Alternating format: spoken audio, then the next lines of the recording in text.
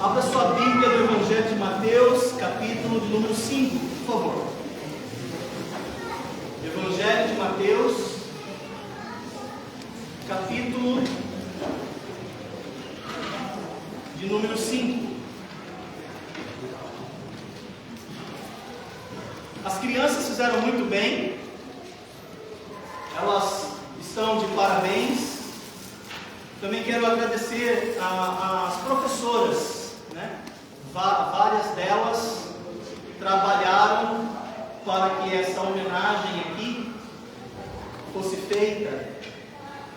E foi uma belíssima expressão do carinho desta igreja e da família que a constitui, de parabenizar cada um de vocês. Gente, na sequência eu gostaria de desafiar o coração de cada um de vocês, mas essa noite eu gostaria de falar de modo específico aos pais, os homens aqui representados. Não sei se você notou, mas certamente observou que foi cantada uma música por parte de uma das crianças. Minha pequena luz, eu vou fazer brilhar onde quer que eu andar. Minha pequena luz, eu vou fazer brilhar onde quer que eu andar. Se vocês se atentarem nessa parte da música que foi cantada, a Bíblia, ela faz referência a Jesus como a luz do mundo. Você pode ler isso, por exemplo, em João 9, versículo 5, não precisa abrir. Jesus falou assim, aqui, enquanto estou no mundo, sou a luz do mundo. Se vocês observarem também pelas páginas da Bíblia Sagrada, o próprio Deus, o Pai, é chamado o Pai das luzes. E também Jesus disse que os seus discípulos também seriam reconhecidos e chamados como filhos da luz. Vós sois a luz do mundo. Abra sua Bíblia no Evangelho de Mateus, capítulo 5, versículo de número 14. Confira lá comigo, por favor.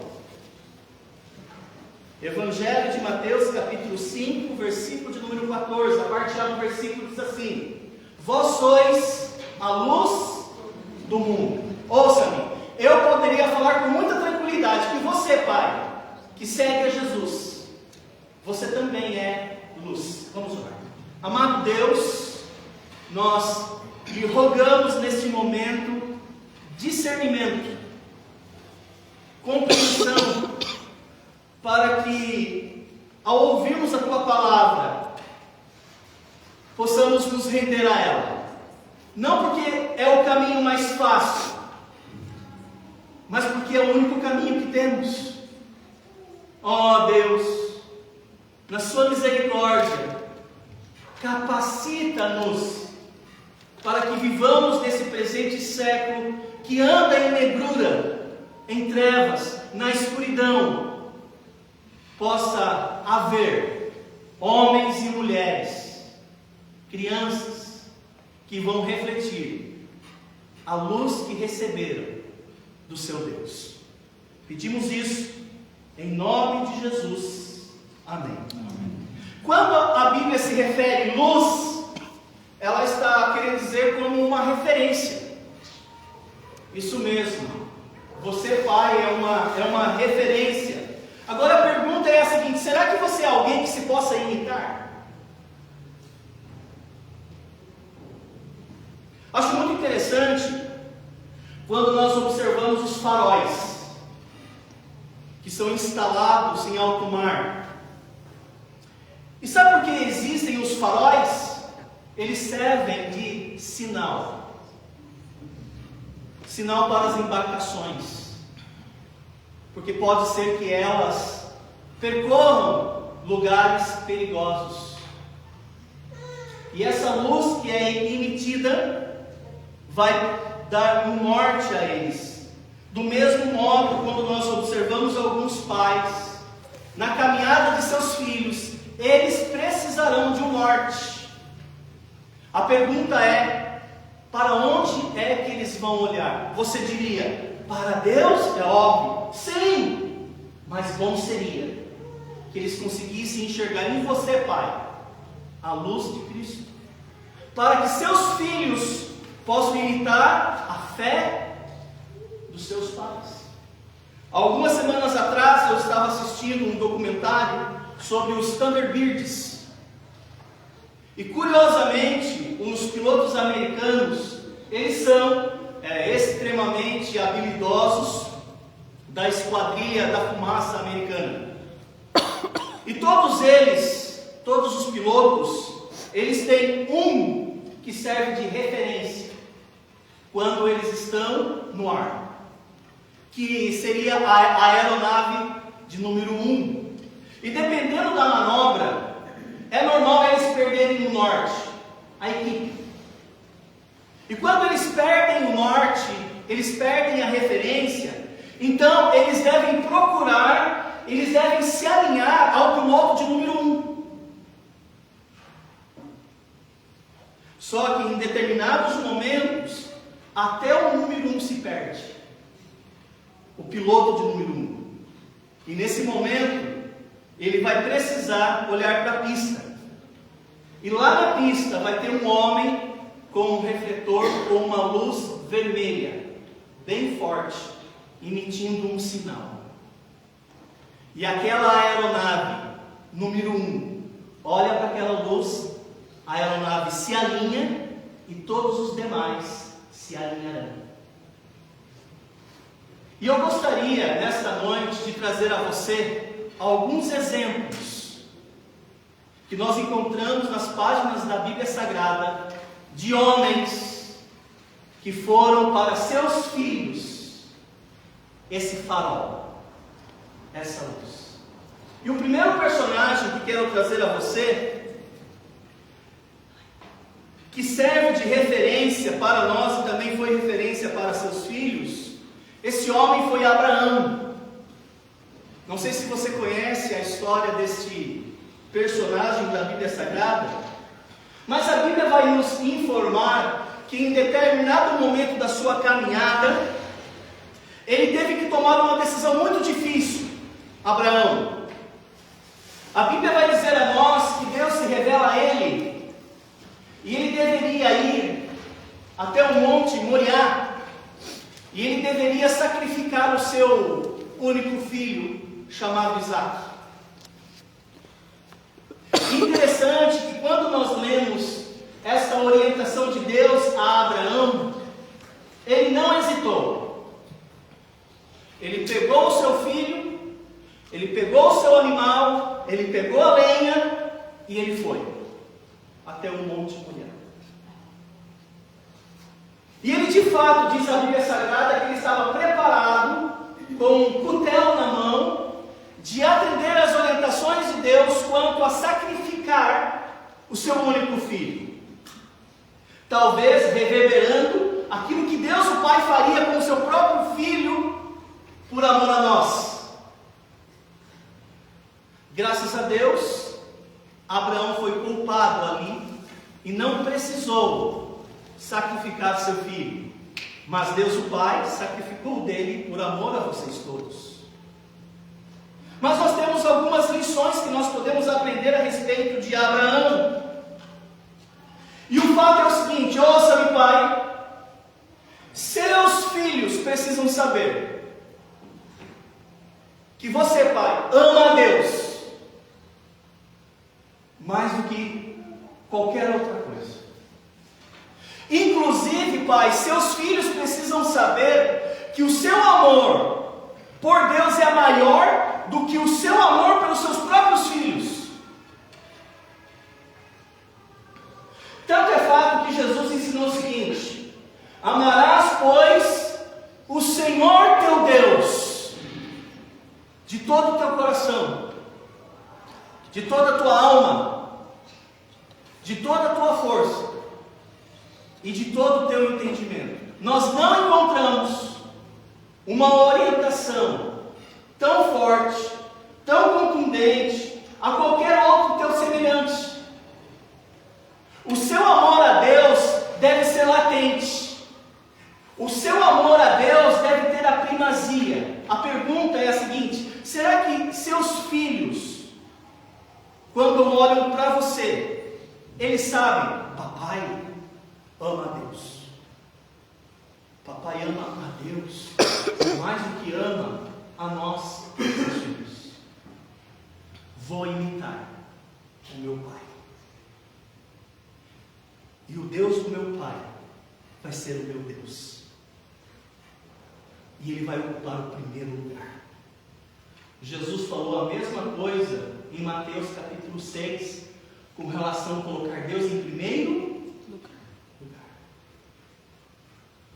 Eu acho também curioso que quando Deus orientou Abraão que fosse até esse lugar sacrificar seu filho, isso demonstra que Abraão confiava em Deus. Porque talvez fosse de fato uma orientação absurda. Qual Deus ordenaria ou aconselharia um pai sacrificar seu único filho? Deus estava trazendo uma lição a Abraão. Abraão, você deve me amar mais do que você ama sua família. E Abraão tinha tanta confiança em Deus, o registro do Gênesis não informa isso. Quem fala-nos isso é o livro de Hebreus. A Bíblia fala que Abraão estava disposto a sacrificar seu filho. Sabe por quê? Porque ele cria que depois de obedecer a Deus, sacrificando seu filho, Deus iria ressuscitar Isaac novamente.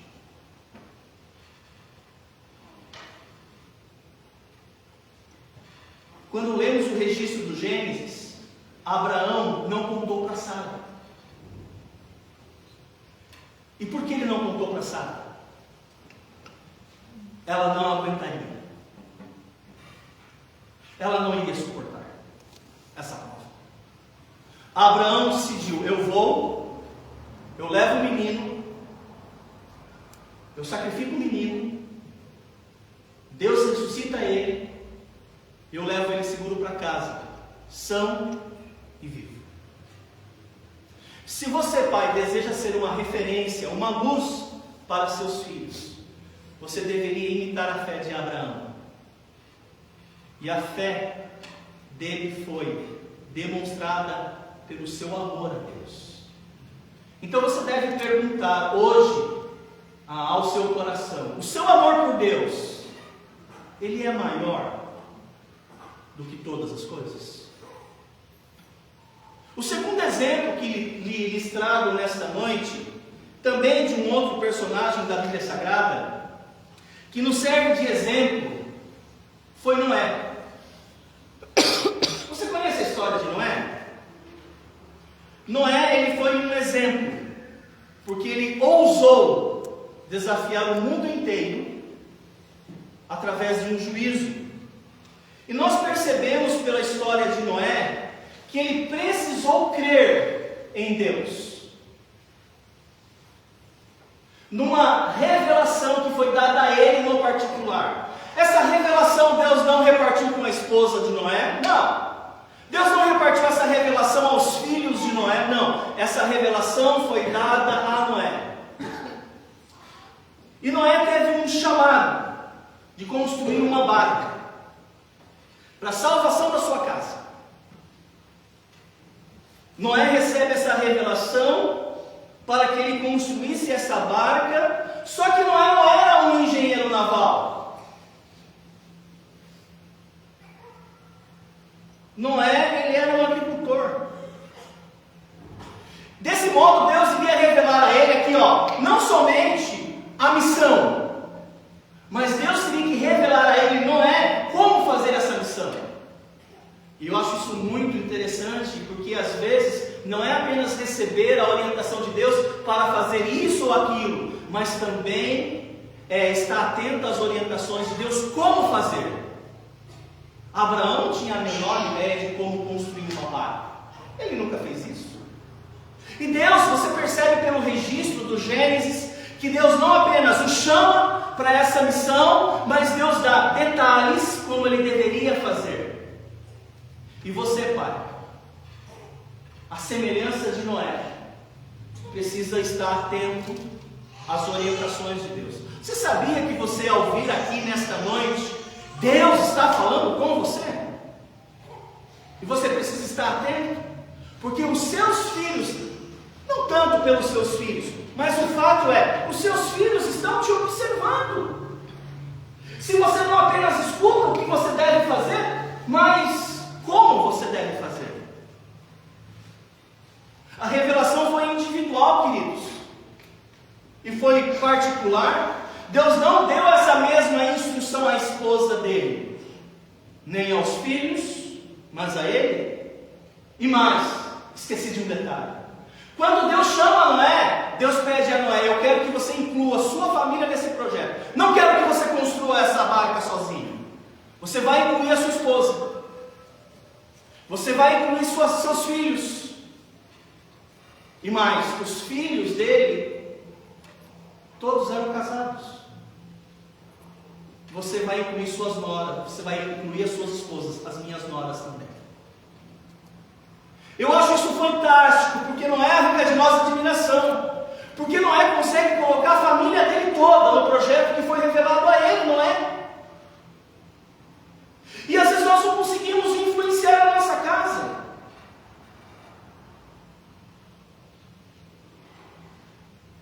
Irmãos e amigos, aquilo que Noé sabia, Deus repartiu com a esposa. E a esposa só soube, não porque Deus falou a ela, mas porque Noé repartiu a ela o que Deus falou para ele.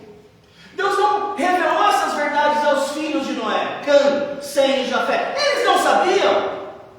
Aquilo que os 3 filhos de Noé sabiam foi aquilo que Noé tinha contado para eles. E para os filhos, esposa e noras, terem seguido Noé, Noé tinha que ter uma coisa que falta nos dias atuais. Sabe o que seria? Credibilidade. Credibilidade é algo muito difícil de se conquistar, mas muito fácil para se perder. Será que você, pai, tem crédito na sua casa?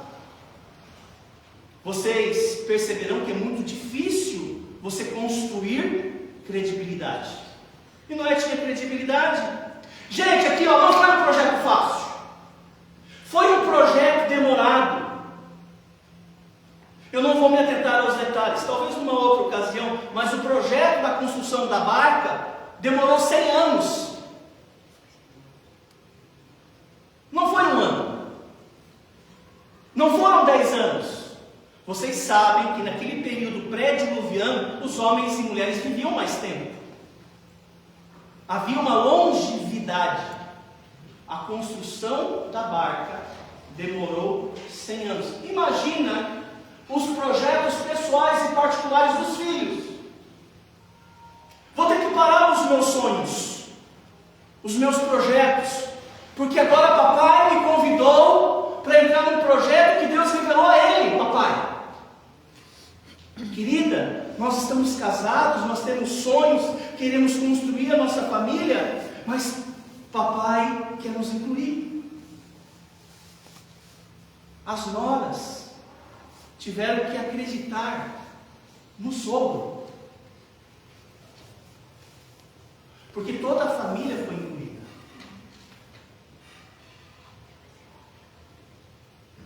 Você consegue imaginar interromper seus sonhos particulares para um projeto que não foi nem revelado a você? Quantos de vocês fariam isso?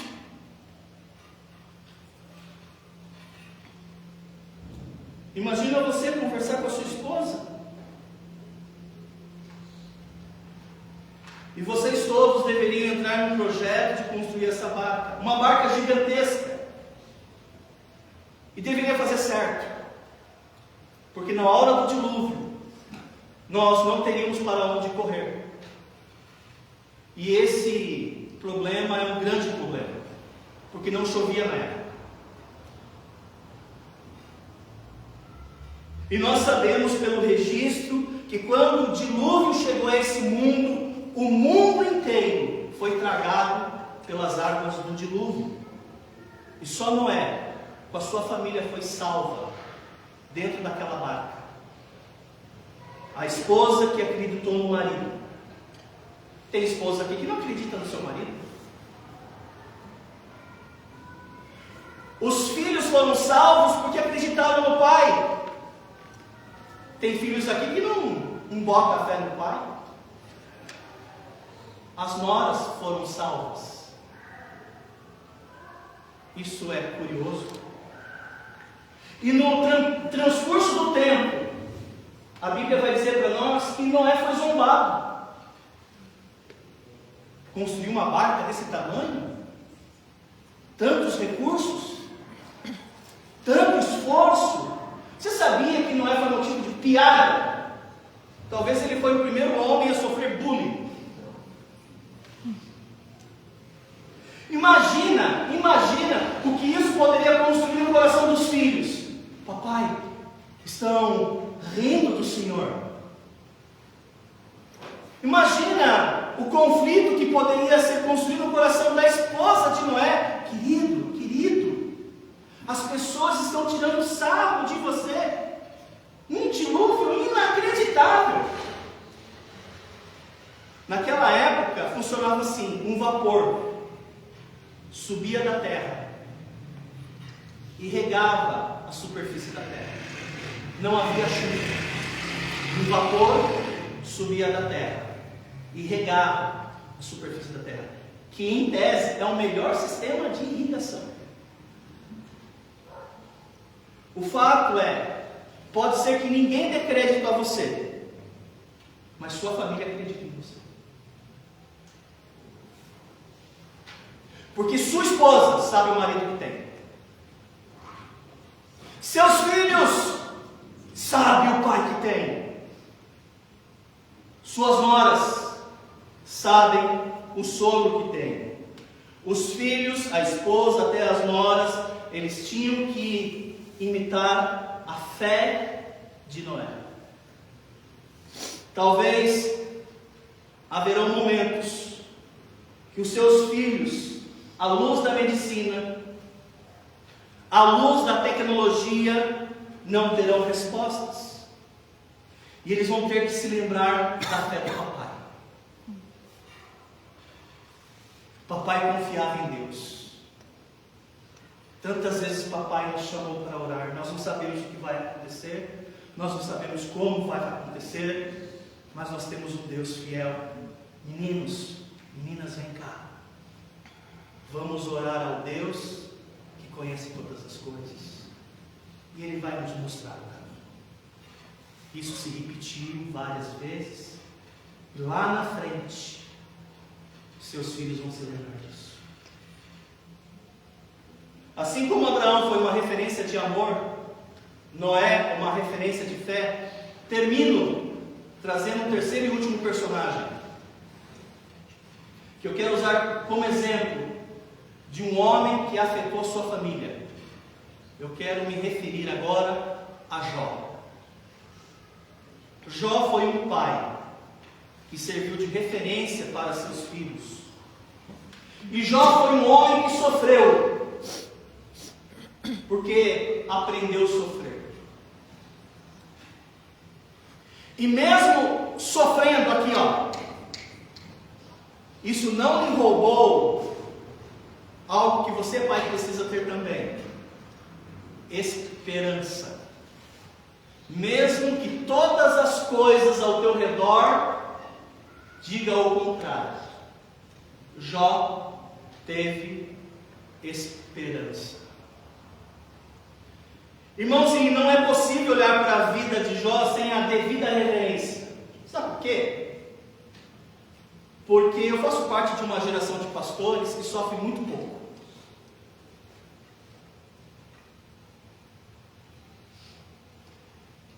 Eu nem propriedade teria de falar como falar de sofrimento. E sabe qual seria o meu temor? E na verdade é uma suspeita. que talvez eu não conseguisse manter a esperança se eu estivesse passando por um momento muito difícil. Mas eu quero ter esperança, a semelhança de Jó. E Jó foi um desses personagens que manteve esperança no meio da adversidade. A Bíblia vai trazer para nós alguns predicados morais a respeito de Jó. E você encontraria isso lendo o capítulo de número 1. A Bíblia fala o seguinte, que Jó era um homem reto, um homem íntegro, que se desviava do mal. Um homem reto e íntegro, que se desviava do mal. E nem por isso ele foi blindado.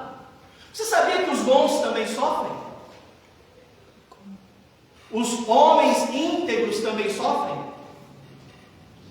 Vocês sabiam que os homens honestos, os pais honestos e trabalhadores também sofrem? Jó é um exemplo disso.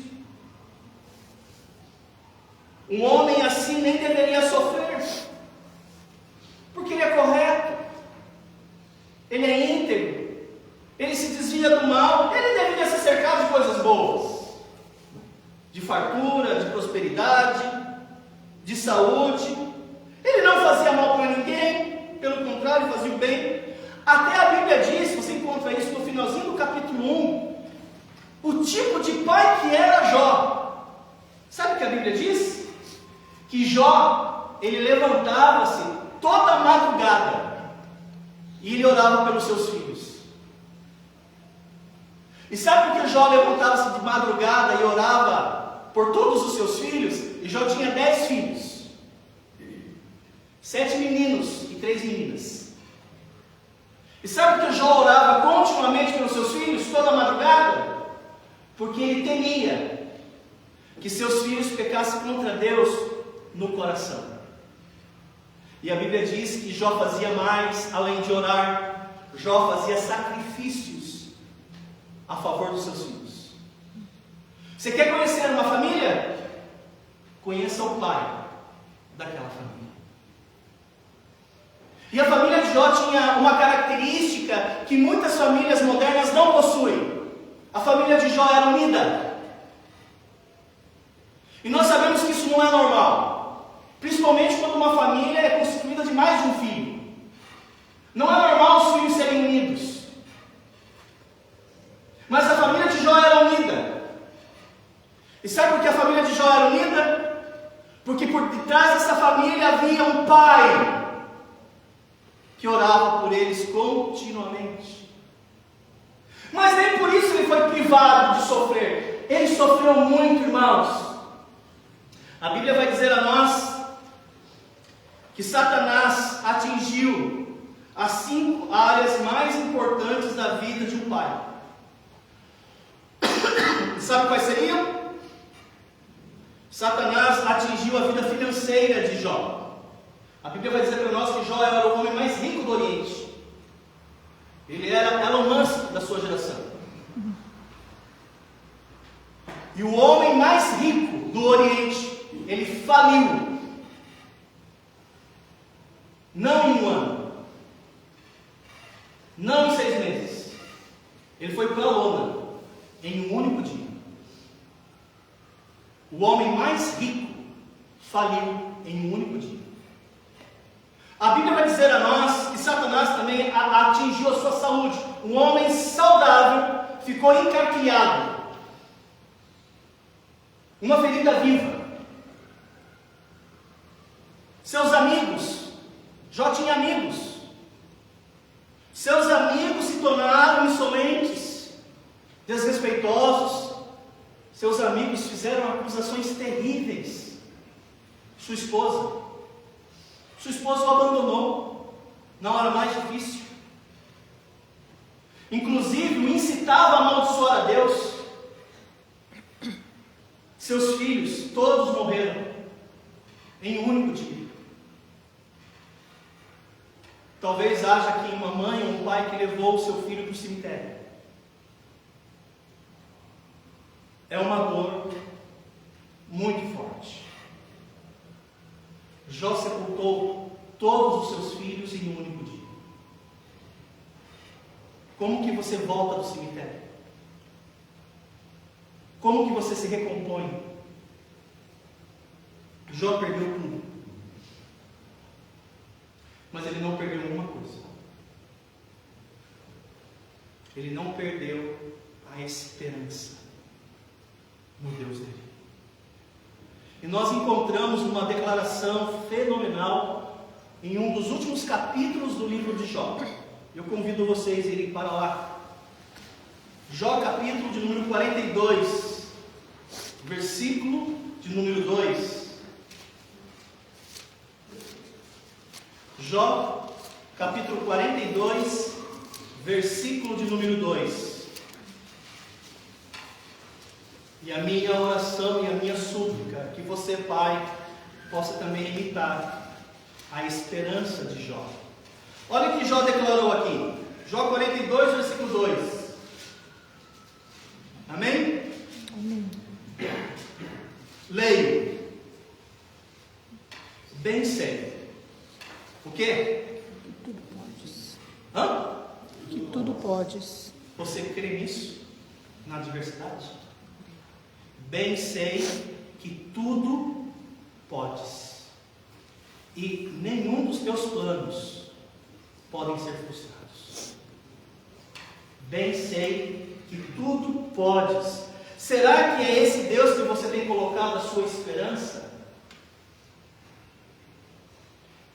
O Deus que tudo podes e nenhum dos teus planos podem ser frustrados. Jó perdeu tudo, mas ele não perdeu a esperança no Deus que tudo podes. De acordo com a Bíblia Sagrada, esse Deus foi benevolente com Jó. Ele restaurou tudo que Satanás roubou. Deus que tudo podes restaurou por completo a vida de Jó. Ele foi curado, ele voltou a prosperar financeiramente, sua esposa voltou e Deus deu a ele outros 10 lindos filhos.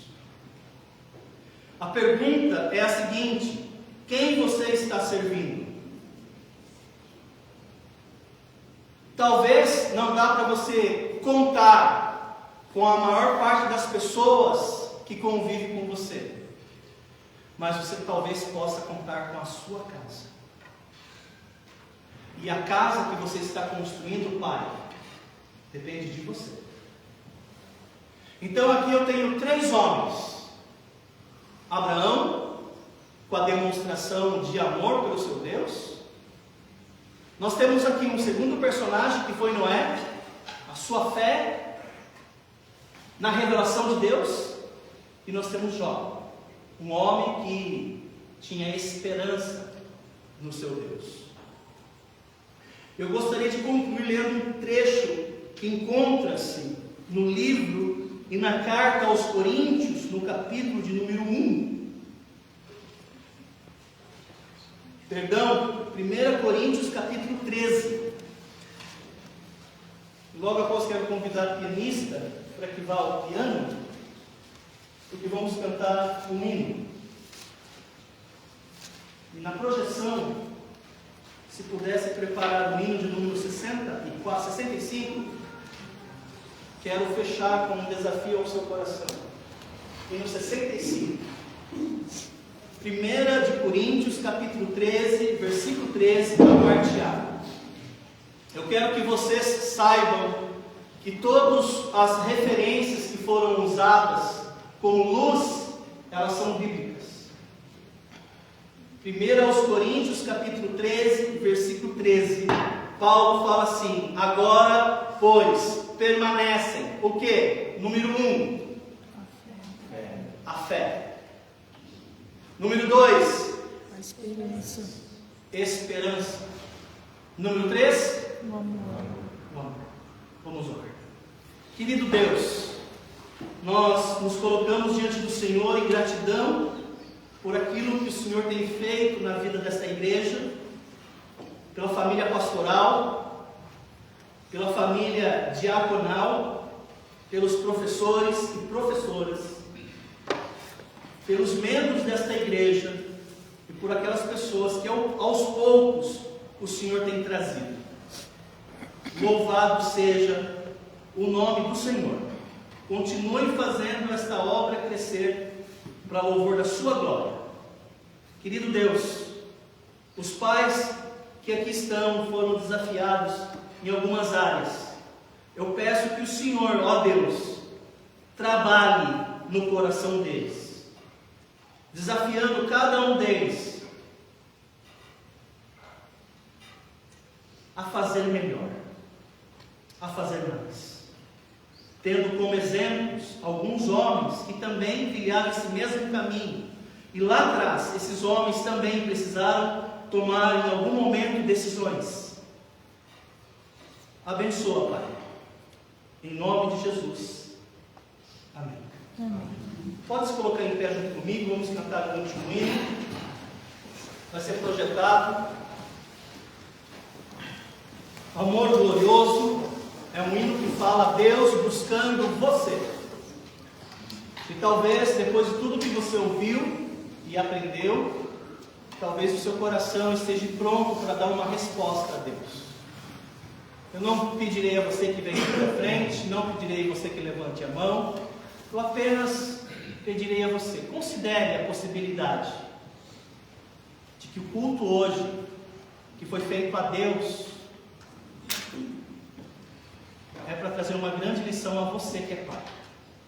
Mas e eu, pastor, que sou mãe? E eu, pastor, que sou filho? Bem, eu acho que você tem uma grande contribuição para ajudar o seu pai e o seu esposo nessa caminhada, nessa tremenda responsabilidade que está sobre os ombros dele.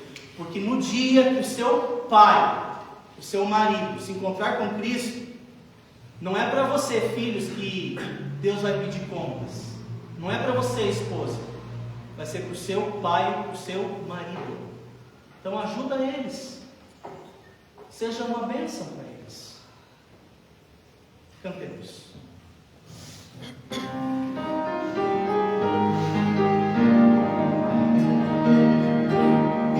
Busco-me com ternura, Jesus, o bom pastor, achou-me na miséria, salvou-me com amor.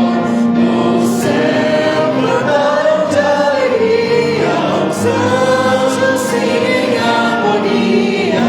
Oh, que amor, glorioso amor, Cristo que Jesus por mim parou,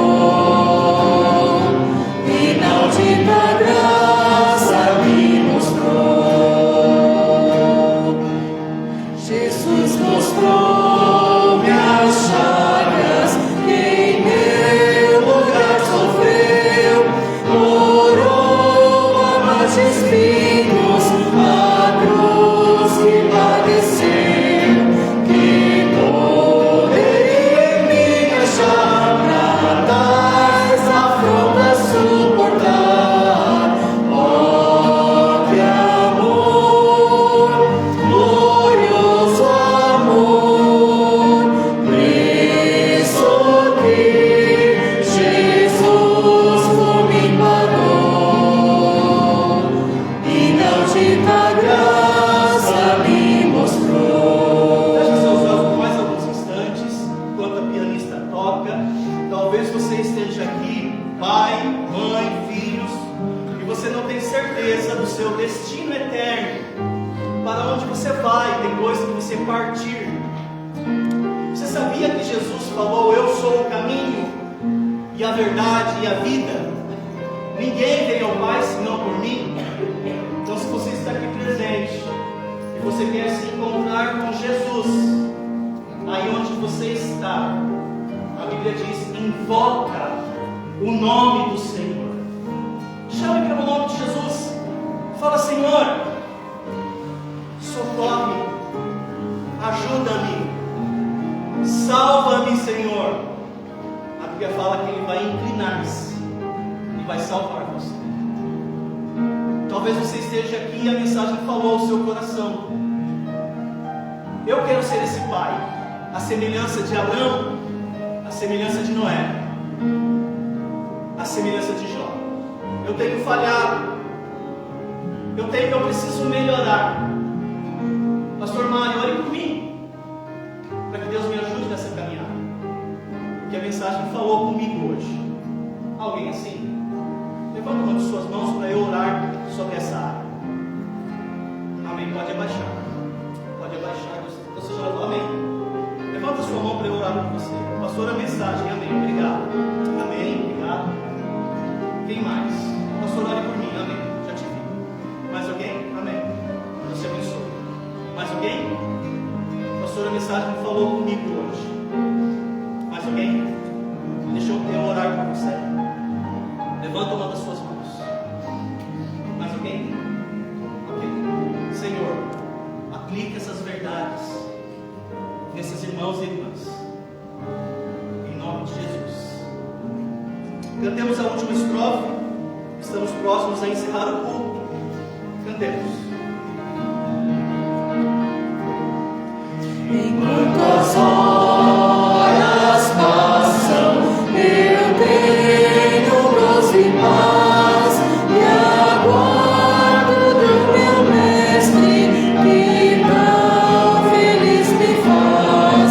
Jesus a me virá buscar, então pra sempre irei gozar. Oh, que amor, glorioso amor, preço que Jesus por mim pagou, e na divina graça me mostrou. Podem se assentar. Estamos chegando ao final deste culto. Quero agradecer a presença de todos, mas de modo especial aqueles que estão nos visitando aí pela primeira vez. Eu tenho visto algumas pessoas nos visitando, né? Principalmente aqui do meu lado esquerdo. Obrigado pela presença de vocês, tá bom? Deus te abençoe. Vou pedir o irmão Jairo, tá bom? Vocês que estão nos visitando, o irmão Jairo vai procurar vocês. Se vocês puderem preencher um cartãozinho de visitante, porque se for possível a gente vai querer retribuir uma visita a vocês, se vocês quiserem, tá bom? Então o irmão Jairo vai procurar vocês depois, tá bom? Então uma oração silenciosa, o culto está encerrado. Boa noite.